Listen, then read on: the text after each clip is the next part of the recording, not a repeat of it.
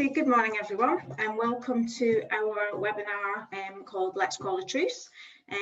My name is Scanlan. I'm Managing Director at Guardian Law, a firm of specialist employment lawyers acting for employers, helping them manage every aspect of the employment life cycle. Today I'm going to talk to you about exit negotiations and settlement agreements. So, firstly, what is a settlement agreement? In a nutshell, a settlement agreement is a legally binding contract between you and your employee to settle any dispute, complaints or claims that they have or might have arising out of their employment or its termination. They used to be known as compromise agreements, and in fact you'll probably still hear them referred to as being compromise agreements, but it is effectively a legally binding contract that settles a dispute that you might have with your employee. So, when are they most commonly used? These types of arrangements and agreements can be proposed by either party, but more often than not they are offered by the employer. Sometimes if you've got, for example, an employee who's perhaps raised a grievance or has raised an issue with you, it's not uncommon for an employee to propose a settlement agreement by way of the resignation, but most of the time it's something that's offered by an employer, and they're used most commonly in three scenarios. One is to formalise the end of an employment relationship on agreed terms. Second time it can be used is to resolve an ongoing workplace complaint. So, for example, you might have somebody who has raised a grievance, for example, maybe about underpaid holiday pay whilst they're in their employment, and you can use a settlement agreement to settle that complaint, and then you come to an agreement with them, usually to pay them a sum of money, and they agree not to pursue any further complaints against you, because obviously you will be aware that an employee can remain in employment and raise a number of complaints against you, for example, for underpaid holidays, unlawful deduction from wages. Settlement agreements can also be used post-employment, so they can be used to settle a dispute post-employment. So, for example, you may have dismissed an employee, you then maybe go through an appeals process and they hint that they're potentially going to bring a claim for unfair dismissal. Then you can, at that stage, enter into negotiations with them and get a settlement agreement drawn up to effectively prevent that employee from them bringing any further complaints. But before you exit, you need to consider, before you consider offering a settlement agreement, you need to consider and explore your options. So, as an employer, when you employ people, you may face the situation where the relationship becomes strained with an employee, and you eventually reach the decision that they've got to go. Obviously, you'll all be aware that there are employment laws in place to protect employees. So an employee who's got over 2 years service is protected against unfair dismissal, but obviously those with less than 2 years service can also bring various other complaints against you: victimisation, harassment, discrimination, etc. So you need to be wary of all those things and consider and explore your options. You can start exit negotiations and offer a settlement agreement if you get to that stage with an employee, but it might not be your only or your best option. So what we would suggest is, before considering starting exit negotiations and offering a settlement agreement, is consider why you're thinking about ending the employment relationship. Have a clear thought process and rationale. So often a settlement agreement and an exit package is quite a big step to take, particularly if that employee isn't expecting it and isn't aware that there are any issues in the relationship. So consider about why you want to end the employment relationship. Is it a bit of a knee-jerk reaction to something that's happened, a particular situation? Is it a case of you might calm down and think about it rationally and things might not be that bad? Is the relationship well and truly broken down, or is there something else that you can do to fix it? Can you have a discussion with the employee, raise your concerns with them and try and work with them to mend that relationship? That will obviously depend on the nature of the relationship that you have, the role that they have, and whether or not you in fact want to keep them in the business. have you, another situation is sometimes where you reach breaking point with an employee, and that's perhaps because there's been an ongoing issue that you haven't dealt with, and it's gone on for several years. Again, those should be things that you're thinking about. Is it something within the business that you need to look at? For example, have you had performance concerns with the employee, but you've not managed them properly? You've not told them that you've got performance concerns. You know, there are things like that you need to think about.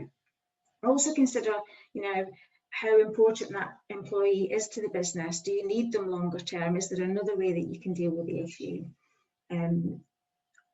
Obviously, you also need to consider whether you can dismiss them fairly. There are fair reasons to dismiss an employee, and as long as you go through a fair and proper process, then ultimately you could get to the stage where you could dismiss fairly. Some employers, however, consider that going through what can sometimes be a lengthy process is something that they don't want to do, and often a settlement agreement can sometimes be a way of avoiding having to go through that process. But what we would suggest is that if it is you're doing it as an alternative to going through a process, make sure that you've got your reasons, you've got your evidence, and have that ready to explain to the employee why you've got to the stage that you are. So you've made the decision that you want to look at exit negotiations with the employee. What do you do next? That's a question that I get asked quite a lot. What do I do? How do I start this process? I think the first thing to think about is prepare your case. So, for example, if you have somebody who's not performing, then make sure that you can evidence that. So gather your evidence, prepare to be ready to discuss that with the employee, so that they can understand why you've got to the stage of perhaps looking at ending their employment. Similarly, if someone has previously been an excellent employee with a clean disciplinary record, but they then commit an act of gross misconduct, so for example, they've injured an employee and they've been caught red-handed on camera, or they've been caught stealing, well, that would ordinarily justify dismissing them outright.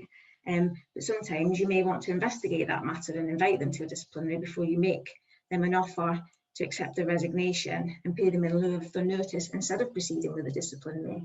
So there are lots of options for you to consider, but whatever your reason or rationale for offering a settlement agreement or starting exit negotiations, you need to prepare your case. You need to be able to justify why you've got to that situation. You also need to have a look at the employee's contractual entitlements. So check what notice period they're entitled to. Check whether they've got any restrictions in their contract.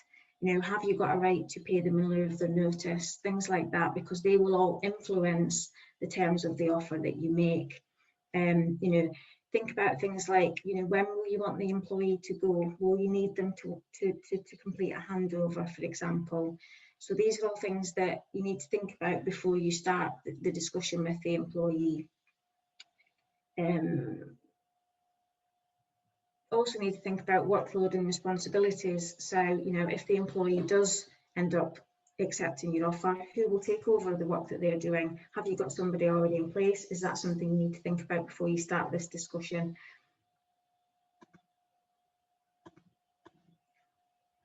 So the offer. It's a big step, making an offer. So you need to think about what you're prepared to offer. Often this is called, often it's called hard cash, but you can include other things such as transferring ownership of company property or outplacement support. I'm often asked the question as to, well, how much should I offer an employee if I want to look at offering them a settlement agreement? And I always recommend that as a starting point, it's worth considering what an employee would get if they were successful in a claim for unfair dismissal against you. And that effectively is a basic award, which is equivalent to a statutory redundancy payment. And in addition to that, they may also get a compensatory award.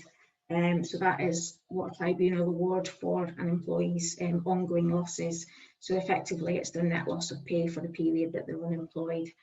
So a tribunal can award future loss of earnings, and as a rough rule of thumb, you're looking at up to a year's net pay. So these are factors just to consider when you're looking at the terms of the offer.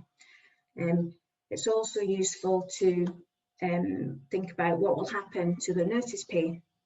So check your contract. You know, do you have a right to pay them in lieu of the notice, or do you have a right to place them on garden leave, and think about which option you would prefer. Sometimes if the situation is amicable, you can ask them to work their notice, or they can work part of the notice and be paid in lieu for the balance. Look at their holiday entitlement. Are they owed any holidays? Do you have a right to ask them to take the holidays during the notice period?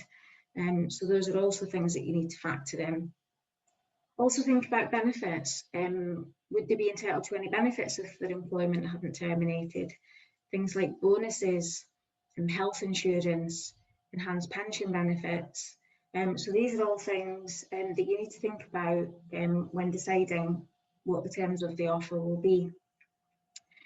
The ex gratia payment, so that is effectively the compensation for the loss of their employment. This is the little sweetener, if you like, which makes the deal worthwhile. Think about it from an employee's perspective, and if you're paying them no more than they would be entitled to, so say for example you paid them their notice pay, then arguably they would say, well, that's all, I would get that anyway, even if you were to dismiss me, unless it was for gross misconduct. So you need to think about what little extra sweeteners you can give to entice the employee and to make them more likely to accept the offer that you're making. It doesn't always have to be monetary. It can also include things like an agreed reference. As I said earlier, it can include outplacement support, which is help and support for them to find another job. You'll also have to factor in contribution towards the employee's legal fees. In order for the settlement agreement to be binding, they do need to seek legal advice on it, and you will have to make a contribution towards their legal fees.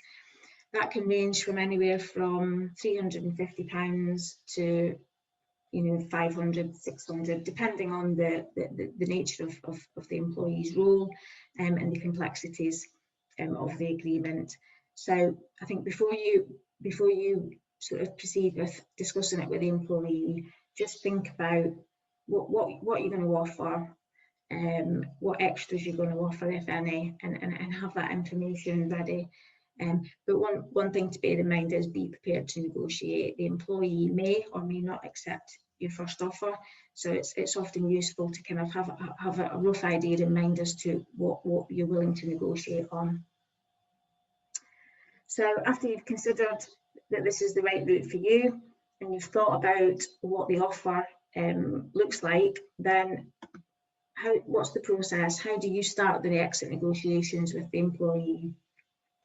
The first thing to think about is inviting the employee to a meeting. So you can invite them to a chat, and one way of doing it is to consider starting the formal process. So whether that be the disciplinary, a performance review, or a grievance. One thing not to tell them is that you want to discuss their exit, because I can bet you anything that if you do that, you'll end up receiving, a footnote in the post saying, unfortunately, I'm unable to attend work, and then you're delaying the inevitable.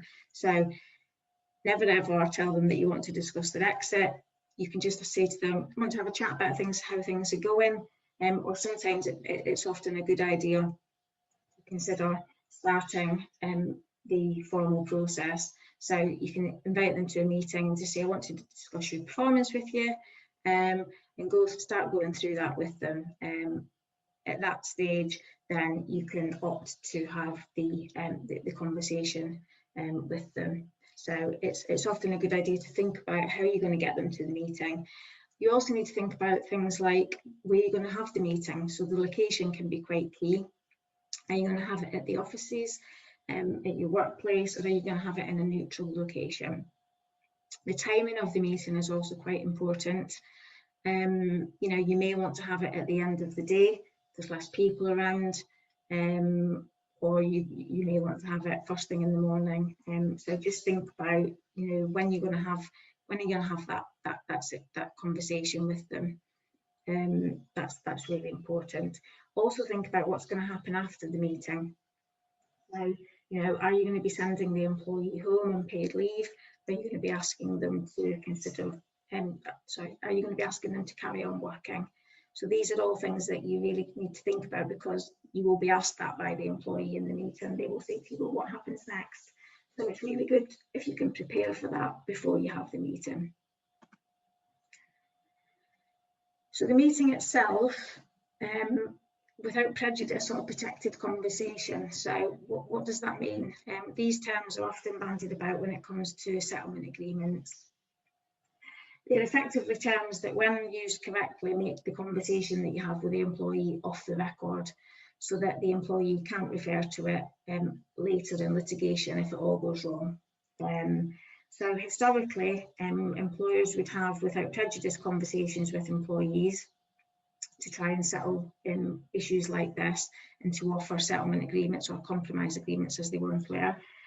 The problem with relying on without prejudice conversations and the principle of being without prejudice was that if there was no dispute, then having those conversations could be considered a breach of contract by the employer, and then could be relied upon by the employee in any subsequent claim. So employers were often quite hesitant to enter into without prejudice conversations if there wasn't a clear dispute with the employee. And obviously in some situations there isn't a dispute because the employee might not be aware that there's a problem. So it's very difficult in those situations to deem there to be a dispute, so that you're able to rely upon the without prejudice rule. So in 2013, the law was changed so that you could have what's known as a protected conversation or pre-termination negotiations. So these are effectively the same thing. So they mean that they're off the record and can't be relied upon. And there is no requirement with a protected conversation for there to be a dispute. One word of warning in relation to protected conversations or pre-termination negotiations is that they only provide protection from ordinary unfair dismissal claims. So they won't protect you from any claims against detriment, whistleblowing, discrimination. So it's something that I think a lot of people sort of fail to remember, that without prejudice needs to be a dispute. Protected conversation or pre-termination negotiations will only cover the basic unfair dismissal claims. So if you dismiss the employee then and you had a pre-termination discussion with them, or a protected conversation, they wouldn't be able to rely on that discussion in a subsequent tribunal claim. But if, on the other hand, they allege that their dismissal was a result of some sort of discrimination, then they could try to adduce that as evidence in a later tribunal. So what I would always say to employers and to clients is that if you get to the stage where you're considering having a without prejudice or a protected conversation, take advice from an expert. They will be able to advise you as to what sort of conversation you should be having. And they will also help you prepare a script, so you know what you can and you can't say, and you're prepared and able to have that conversation without the fear of it, being used later on in the litigation process. So you've made the decision, you've set the meeting up, and it's time for the meeting. So as I've said on here, prepare in advance. It's often useful to consider having a bespoke script prepared for you by a solicitor or a legal advisor, because as I've said, they can advise you on potential claims that the employee may have, and therefore advise you on what's the best way to handle the conversation. As I said a little bit earlier, if it's a performance issue with the employee concerned, then consider the meeting as the start of the performance management process. Raise your concerns with the employee and explain to them, potentially if it's a performance issue, that you're considering having to go through a formal performance management process with them. At that stage, you could potentially then ask them if they wanted to speak off the record with you. Now, it's really important that when you ask the employee to speak off the record, that you explain either what a without prejudice or a protected conversation is. and get their agreement. So you need to ask them, are they prepared to have that conversation with you? Obviously, if they say yes, then you can proceed with the off the record chat with them. And if they say no, then obviously that's the end of that process, and you would need to revert to dealing with the formal process if you've already started that. So you would need to then refer back to, so for example, if they've raised a grievance, you would need to follow up with the grievance hearing. If it was a disciplinary issue, you would need to proceed with a formal disciplinary. If they do agree to have a without prejudice or a protected conversation with you, then this is the stage where you then explain to them that you would like to explore an alternative to going through a formal process, and you'd like to discuss with them the amicable termination of the employment on agreed terms. Obviously, the first question that an employee is going to ask is, well, what's the terms? So it's really important in that meeting that you're prepared to outline the terms of the offer. There's no point in having a conversation with them and asking them if they're prepared to enter into a protected conversation, and then having that meeting but not being able to tell them what the outline of the offer will be. Hence why it's really important that you prepare that in advance. So during the meeting, outline the terms of the offer. So that will ordinarily include things like when you expect their employment to end, what will happen to their notice, and what ex gratia payment, if any, you're prepared to make. It will also perhaps cover things like holidays, what will happen in the interim period. That's often a question that the employee will ask, you know, what happens next. So it's really important that you explain to the employee what the process is. So you tell them that, you know, they don't have to make a decision now. But remember, set a date for them to come back to you. Don't just let it go on. If you set a date, you can explain to the employee that, you know, they don't have to make the decision now, but ask them to come back to you by a set date to let them know if it's something that, they're interested in. Explain to them what happens now. So, you know, either they're carrying on at work, if that's appropriate in the circumstances, or they're going to go home and have a period of paid leave. One other thing to bear in mind is that just to remind the employee that the discussion is to remain confidential. So they can't go out and discuss what you've just said to them with their colleagues. It's also quite a good idea to get up-to-date contact details for the employee and ask for the best way to contact them. So have they got a personal email address that you can use? Are they okay with you ringing them? Final thing to make clear to the employee is that there isn't an obligation on them to accept it. So they don't need to accept the offer, but it's important that you explain to the employee that they can reject it, but you need to tell them what will happen in the circumstances that they do reject it. So for example, that could be that you proceed with the formal disciplinary or the formal performance management process. And so that's just really key that you outline that and explain what the options are to the employee, so that they then are able to consider the offer that's being made. We also suggest that after you've had the meeting with the employee and you've set out the terms, that it's a good idea to confirm it in writing. Now, that doesn't mean preparing a really lengthy settlement agreement at that stage, because you don't yet know whether the employee is going to agree to it. It can be a simple couple of line email, for example, that just sets out the headline terms. It's also appropriate to remember that any communication that you have with the employee regarding the discussion after this meeting should also be marked, if it's a written communication, either without prejudice or protected conversation. And likewise, if you have a further verbal communication, just remember to confirm that again it's without prejudice or it's a protected conversation. That's something that you just need to bear in mind. It's also quite a good idea that if you are going to confirm it in writing, that you have that checked over, just to make sure you're not saying anything that you shouldn't be. So as like I say on the slide, if in doubt, get it checked by professionals. It's really, it's really quite easy after you've had a meeting to then fire off an email just saying, oh, further to our meeting, these are the terms. that you forget to mark it as without prejudice or being covered by the rules relating to protected conversations. So that's something, you know, that you just really do need to bear in mind. So you've had the meeting, you sent the email, what happens next? Wait, as the slide suggests. So this is, it's a bit like the abyss. So you've made the offer to the employee. What happens next?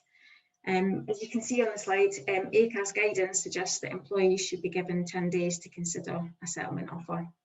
That's quite a long time. Just one thing to bear in mind, that it's not a legal requirement. So 10 days is a long time, as I've said, and obviously, you know, if the employee wants the 10 days, then that's something you can consider. We would always suggest that after you've had the conversation with the employee and you've followed it up in writing, give them 24 or 48 hours to consider the offer in principle. You know, say to them, come back to me by, you know, close the business in 48 hours, just to let me know whether or not you agree to it in principle.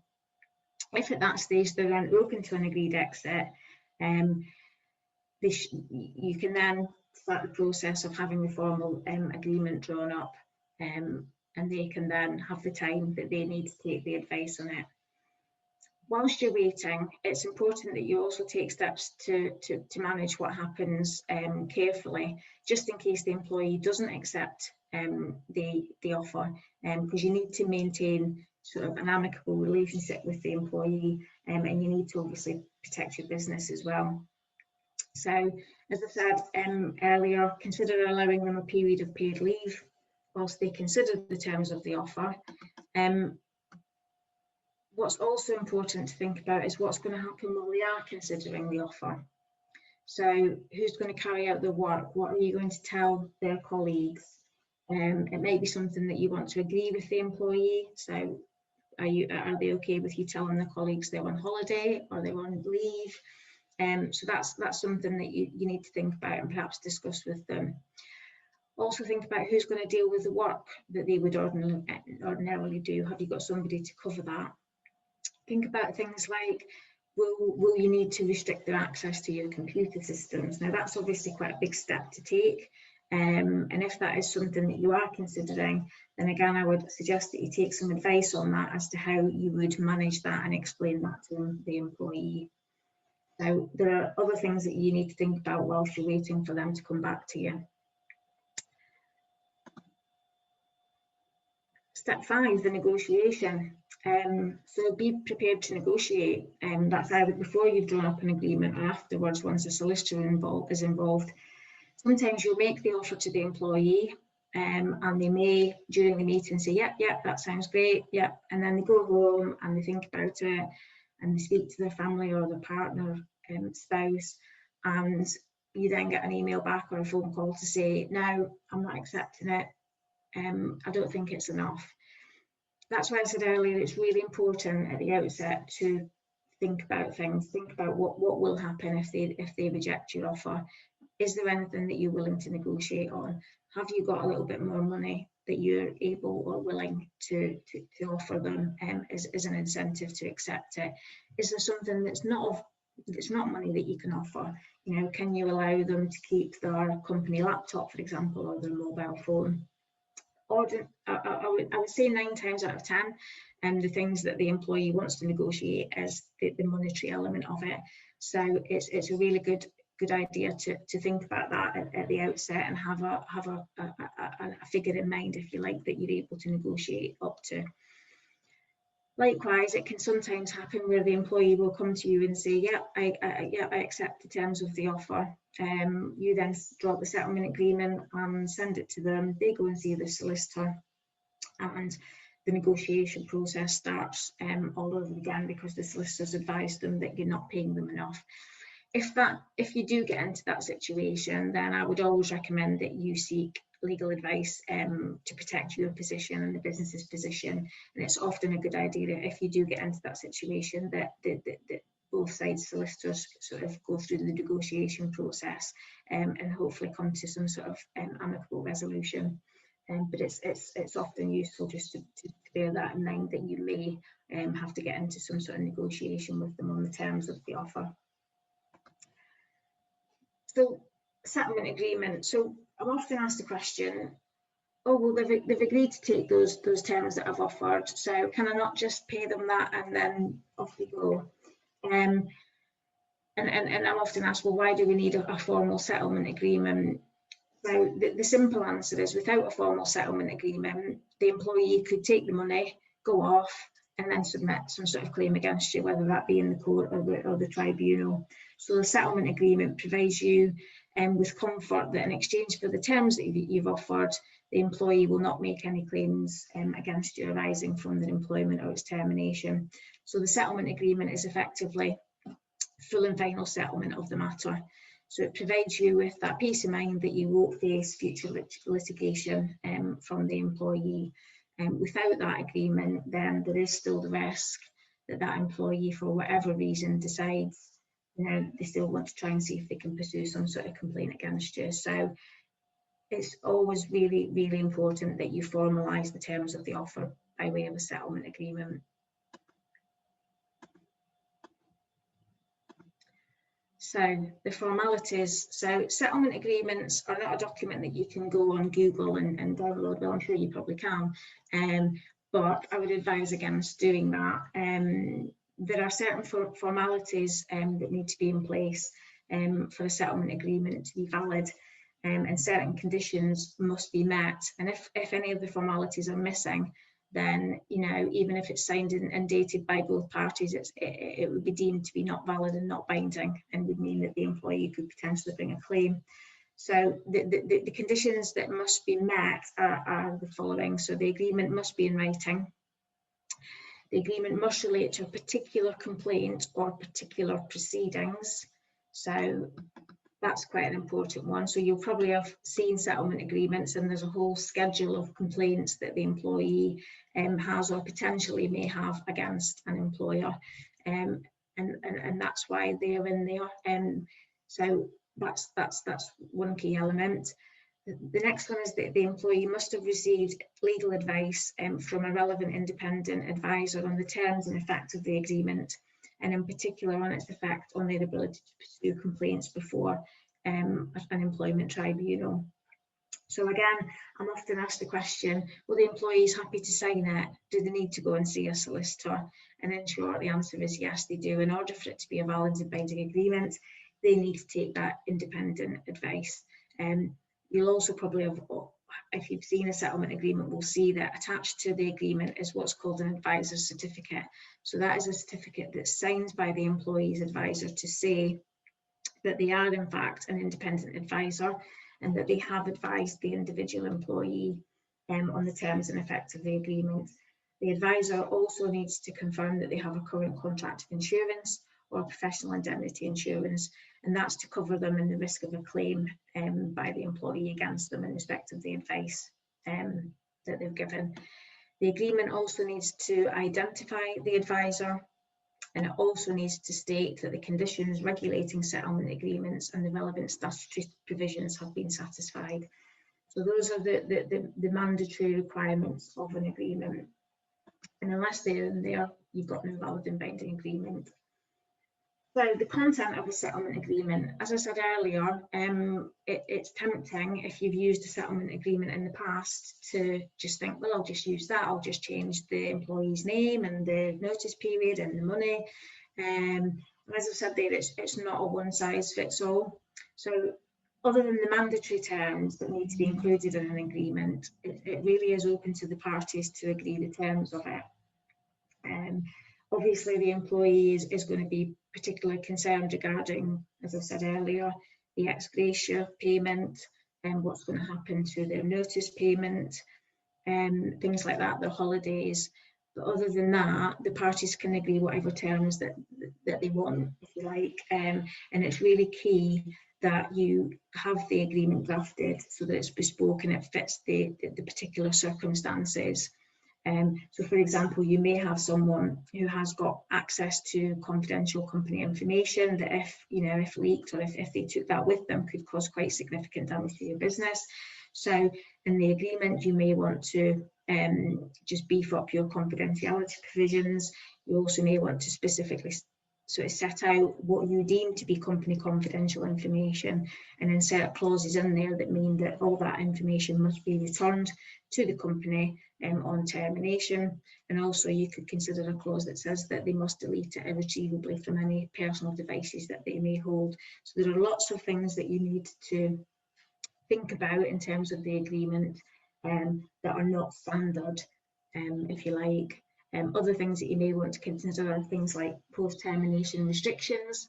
So if, for example, your employee hasn't got any restrictions in the contract that prevents them from stealing your clients, for example, then as part of a settlement agreement, you can, if you deem it necessary, ask for them to enter into restrictions with you to prevent them from stealing your customers or poaching your staff. So these are all things that you need to think about carefully and seek advice on, just to ensure that the business has got adequate protection.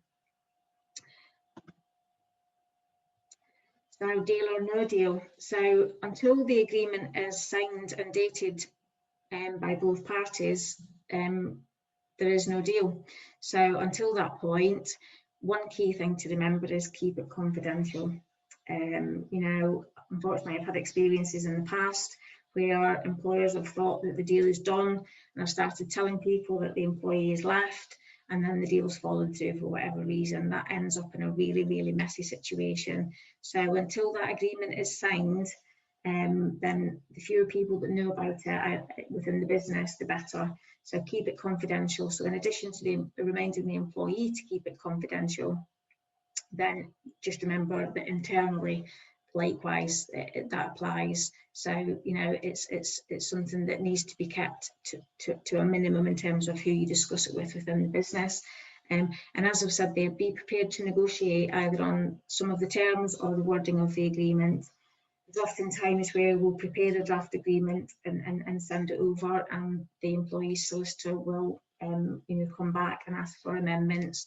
So it's just something to be mindful of, that in addition to negotiating the monetary terms, if you like, there is sometimes a little bit of negotiation on the terms of the wording of the agreement as well. If that does happen, as I said earlier, if you get a solicitor who comes back and wants things amending, then my advice is call in the experts. I would hate for an employer to remove a clause that they've put in there just because the employee solicitors asked for it, and then in fact it turns out it was really crucial and something that arguably you should have been able to leave in. So that's it. As I said, these are our contact details if you have got any questions.